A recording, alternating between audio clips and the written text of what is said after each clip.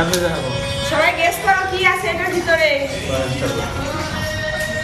একজন বললো গণেশ ঠাকুর, একজন বললো গণেশ ঠাকুর।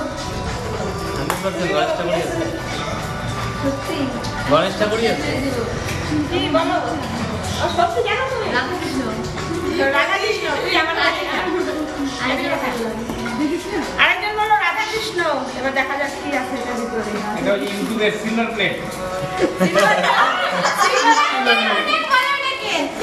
Silver play button. গণেশ ঠাকুর।